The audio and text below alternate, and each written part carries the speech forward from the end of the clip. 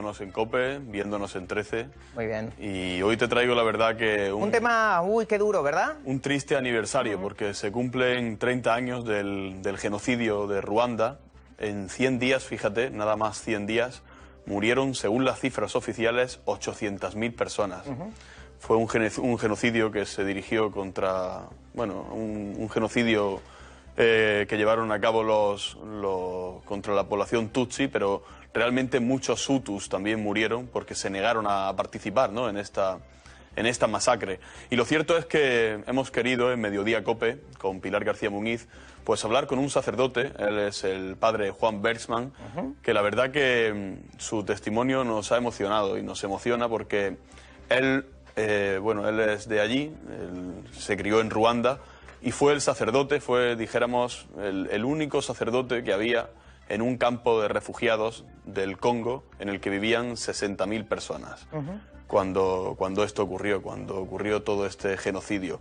Vivían 60.000 personas en condiciones, pues te puedes imaginar, Álvaro, en condiciones muy malas, y sobre todo vivían en chozas de plástico, prácticamente tenían todas las necesidades sin cubrir, todas las que te puedas imaginar, y eran ni más ni menos que 60.000 personas. Y hemos querido, con este sacerdote de allí de Ruanda, que nos explique, que nos cuente cómo era aquel campo de refugiados del Congo. Vamos a escucharle.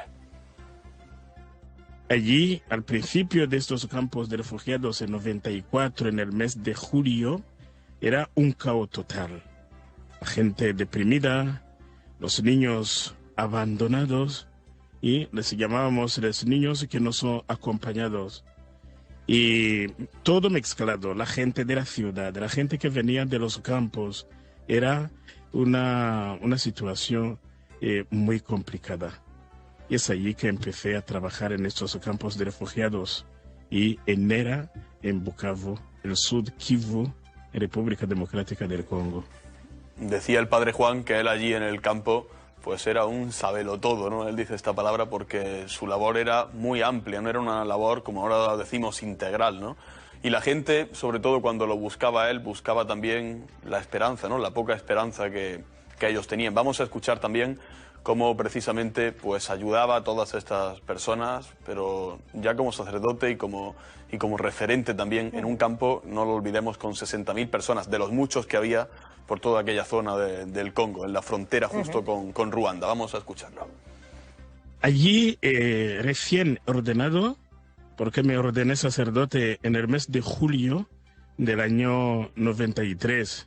Aún era joven, un joven de 25 años, me vi en una situación casi incontrolable. Pero la persona que se acerca al sacerdote, aquí o allí, se acerca para buscar a Dios, para buscar el consuelo. Yo era sábelo todo. Era sacerdote, era juez, era mediador familiar, era organizador de escuela, era el sacerdote de la pastoral celebrando las misas, administrando sacramentos, era de todo. Hay que decir que el padre Juan se ordenó sacerdote en plena guerra de Ruanda y justo un año antes de este genocidio. Y claro, estaba recién estrenado como sacerdote. Se puede decir que su primer destino fue ese campo de refugiados, ¿no?, donde nos contaba pues esa labor tan inmensa que llevaba. Después, hay que decir que ese campo de refugiados en el que él estaba muy cerca también del campo de Bugobe. Era un campo en el que el campo del padre Juan lo llevaban los padres mercedarios, y en el campo de Bugobe, que estaba a pocos kilómetros, lo llevaban los hermanos maristas. Casualmente, 4 hermanos maristas que son conocidos por todos. Son Julio, Miguel Ángel, Servando y Fernando, que fueron los mártires de Bugobe, los mártires del Zaire. Ellos fueron asesinados cuando realmente pues el ejército ruandés entra a ese campo en el que ellos estaban y los acaban asesinando. Pero a estos hermanos maristas antes de que los mataran, les hicieron una propuesta. Las propias Naciones Unidas dijeron a todos los voluntarios europeos que podían abandonar, que el avión hizo que el avión les llevaba de vuelta a casa, y ellos dijeron que no, que se quedaban allí, sobre todo con la gente que todavía no había huido, con los más débiles. El padre Juan pudo conocer a estos hermanos maristas, era amigo de Miguel Ángel, dice que incluso le ayudó a una mujer que se rompió una pierna, le dio dinero para que fuera al hospital. Incluso el padre Juan le ayudó a ellos a construir un molino que tenían allí en el propio campo de refugiados donde vivían.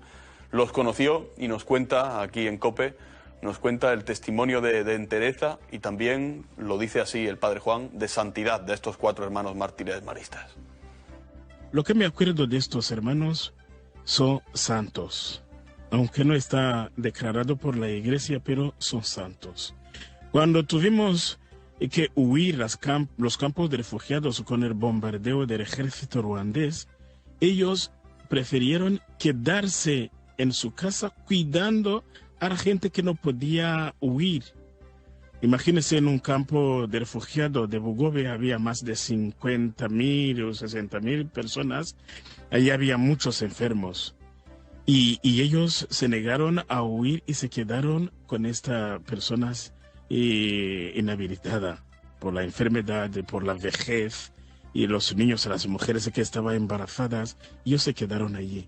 Y luego los pillaron allí y luego los mataron y los echaron en el aseo, estos agujeros que se cavaba para las necesidades, y se murieron allí.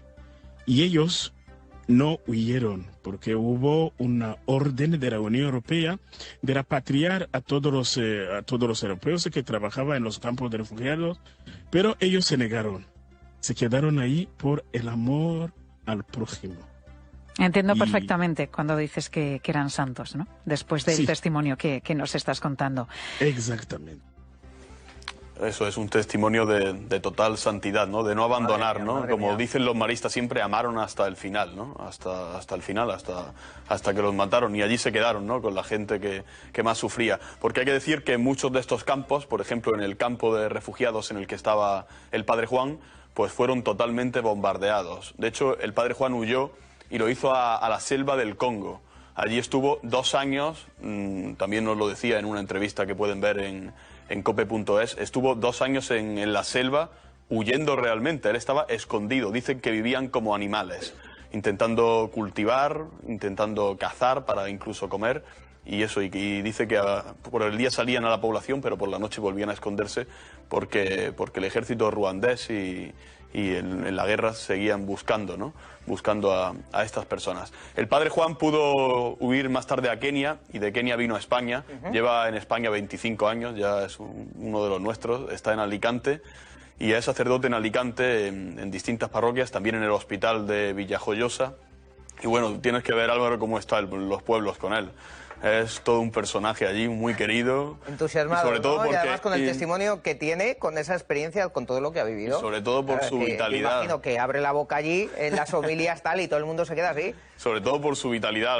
Me contaba que había estado arreglando las cubiertas del templo, pero él mismo como albañil, que está todos los días pues ayudando a las personas. Es un auténtico todoterreno. Pueden ver la gente, como digo, invito a que vean esta entrevista porque recuerda, ¿no? Cómo sobrevivió a ese campo 30 años después y también la amistad con los hermanos maristas mártires del Zaire, con Fernando, con Julio, con Miguel Ángel y con Fernando. Pues Pablo, muchas gracias. Gracias, Álvaro. Buen fin de semana. Mañana nos